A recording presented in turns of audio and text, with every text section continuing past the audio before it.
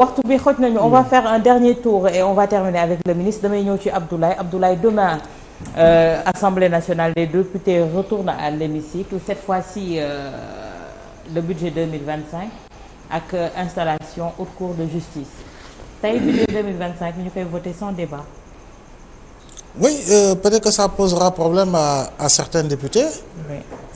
Peut-être que sénégalais yu bari tamit tàmmuñu ko te bëggoon nañu xëy na dëgg li nga xam moo di débat qui va animer véritablement li nga xam ne mooy le vote du budget. Mais je pense que députés yi ñoom seen biir et par rapport aux travaux en commission xam naa ni. Ils ont compris. liggéey nañ si xam nañu débat nañu dans la contradiction et tout. Tu sais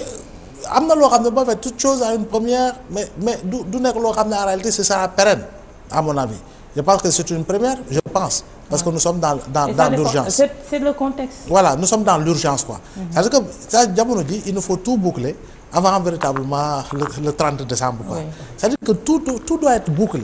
Afin que le 1er janvier, le 2 janvier, defe naa ni Cheikh Tidiane dina xam ne moom lii la yor si liñ ko dàkkal liñ ko comment dire ça liñ ko nattal nii la toll léegi nag si lii lay jublu keneen ak keneen lii lañ mën nattal si lay la jublu parce que aujourd'hui c'est que les Sénégalais attendent c'est une phase d'accélération dans le processus lié au travail et par rapport à tous les axes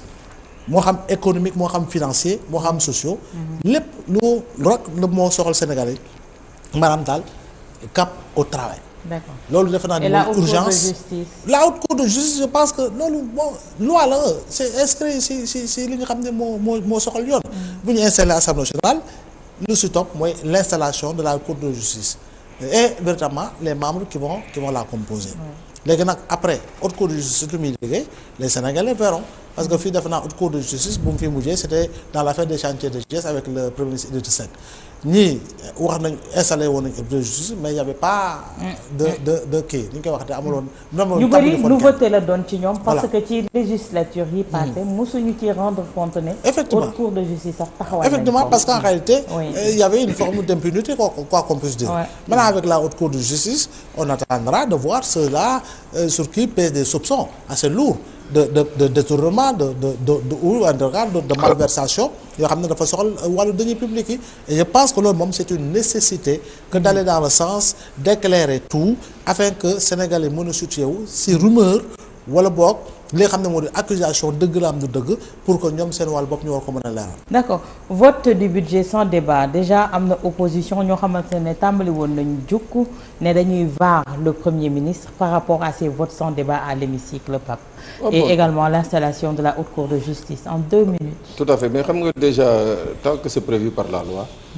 Je crois que man c'est pas pour moi un débat bi nga xam ne war nañ ko mën a bàyyi mu prospérer su doon c'est quelque chose qui n'était pas prévu waaw on peut épiloguer sur ça. Donc moi je crois que le vote sans débat ça peut passer parce que gis nañ fi ay votes yi nga xam ne il y a eu débat mais. Finalement c'était des débats yi nga xam ne jaru ko woon parce que c'était bonjour monsieur le ministre voilà liggéey nga bu baax ñu président donc c'est la même chose qu'un vote sans débat loolu muy benn ñaareelu mooy la haute cour de justice moi je dis que c'est une bonne chose en soi même si c'est pas nouveau sous les cieux donc baax na parce que nit ki mënoo tamit nekk aux affaires ñu lay dénk ay milliards et que in fine fu muy mujj ba lu ñu munti jiñ du am benn mode de règlement maanaam amul fenn fu ñu lay toppee tey bu dee dañ jàpp li nga xam ne c'est une demande populaire une demande de pratiquement nombreux Sénégalais mooy que il faut faire une reddition des comptes mu am ñi nga xam ne dañu am privilège de juridiction yoon la ñu teg cour des comptes haute cour de justice mais man je veux qu'on aille beaucoup plus loin avec cette haute cour de justice c'est-à-dire que ñu créer les instruments yi nga xam ne dañuy yokk pouvoir am dañuy yokk pouvoir haute cour de justice fexe ba nga xam ne son mode de saisine dañ koy diversifier mu bañ a yem rek ci député yeeg consort c'est-à-dire mu gën a diversifier wu ba nga xam ne tous les citoyens saa yu ñu bëggee ne dañuy dénoncer lu mu tëddee Abdoulaye Mbow dénoncer quoi mais juste une petite précision pas matar les accords de défense et la présence militaire des bases ça n'a rien de commun. Pour preuve da ngay dem Tchad en 74 le Tchad avait demandé aux militaires français de partir Oui. En 1985, ils avaient demandé aux militaires français de partir. Mais les accords de défense existent toujours. Il a fallu ni 2024 bi ñu dénoncer les accords de défense, la base de Faye-Largeau bi nga xam ne mu ngi fa depuis 63 soo militaires yi jóge fa. Donc y a une nuance. D'accord. La même question avec Pape Moussa. waaw enfin tant que le mécanisme est légal je pense que ni. y a pas débat. y a pas lieu à débattre sauf. Oui. Maintenant si l'individu qui essaie de débattre est de mauvaise foi parce que ku nekk xam na contexte bii ñu nekk temps bi je pense que ni le premier ministre wax na la ko bu yàgg ne la 100 mètres la war a mën a dem tellement voilà donc je pense que ni foofu noonu moom ñëpp xam nañ ni bu dee bañ débat tey li ñu gis ne firndeel na ni vraiment il accepte non seulement la contradiction parfois mal placé mais il prend la peine de répondre ñëpp ba pare répondre yoo xamante ne li mu exposé sax daanaka attaqué wuñ le fond de ce qu'il a dit maintenant par rapport à la haute cour de justice malheureusement temps bi du permettre ñu développer pour la procédure comment ça se passe vendredi prochain Inch'Allah fekk ñu installé ko avec les membres voilà parce que installation bi ce n'est pas un exploit loolu mooy yoon loolu la constitution wax loolu la ñu war a def te c'est une juridiction hybride certes mais ça fait partie de la famille judiciaire donc dafa mel ni tey jii ñu ne cour d'appel nañ ko dindi amul ci Sénégal si maanaam régime bële li ñu doon def c'est juste ça une juridiction boo xamante ne dafa bokk ci organigramme judiciaire bi ñoom ñu bañ koo installer léegi nag effectivement c'est hybride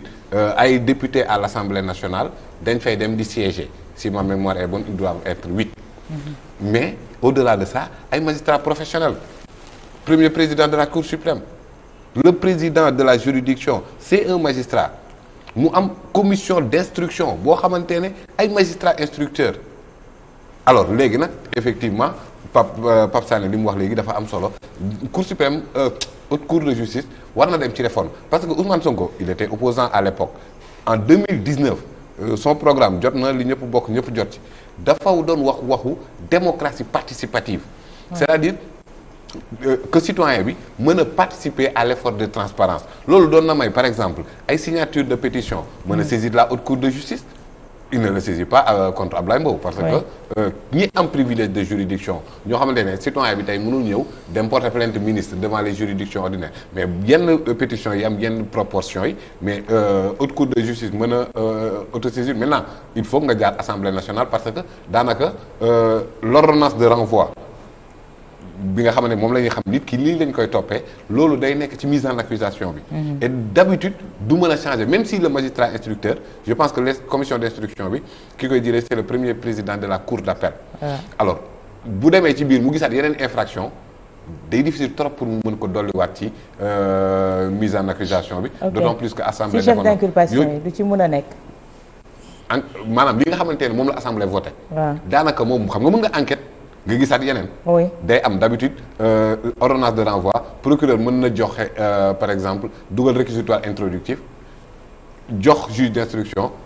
dans le cadre de l'instruction mu enquête gisaat yeneen infraction boobu muy dugal ordonnance de renvoi bi da koy def wala mën na dem ba xam ne lii non nit ki lii mu def gën na yées lii loolu la ñuy wax parfois non-lieu partiel d'accord mais malheureusement ci biir yooyu ay réformes yoo xamante ne la. ça nécessite il y a beaucoup de juridictions fii yu nécessité réforme bu vendredi prochain mën nañu cee. Inch'Allah on va beaucoup plus se développer sur ça Inch'Allah. mais l'Assemblée aussi a de la matière. pour ñi nga xamante ne ñoo mën a nekk foofu noonu. Oui parce que y a un ancien procureur. Il y a des juristes de talent yoo xamante ne wax dëgg yàlla. ils sont là-bas mën nañu ko bien sûr Pape. non mais haute cour de justice c'est comme la commission des lois commission des leneen ak leneen c'est comme lu mu wax organigramme sax assemblée nationale la balaa muy doon de la justice c'est-à-dire ñun ñoo bëgg ay débat rek yoo xamante ni voilà et aussi peut-être ces gens-là ont quelque chose à se reprocher parce que loo xamante ni dafa war a exister bu exister kay yow si tu n'as rien à se reprocher tey cour d'appel amul lu mu tudd beneen bi chambre criminelle amul est-ce que dafa tax ma tiit defuma dara ti bu ñu nee chambre criminelle am na wala cour bi boo tiitee rek c'est parce que tu as quelque chose à te reprocher donc je pense que ni bon nit ñi ñooy nekk di am yenn débat yi rek ak di am yenn crainte yi mais je pense que voilà ñoom ñi nga xamante ni amuñu lu ñuy ragal waruñu si bu ñu amee nag lu ñu def mais il répondra de leurs actes jaaykatu sàcckatu ginaar bi au nom de quoi ñoom ñu koy juger parce que dafa sàcc ginaar alors que yow ñu déngal àllu askan nga lóoba ngeen kenn du la juger loolu mënu nekk donc voilà loolu moom je pense que ni c'est dans l'ordre normal et naturel des choses leneen li aussi mooy vote sans débat c'est prévu par la loi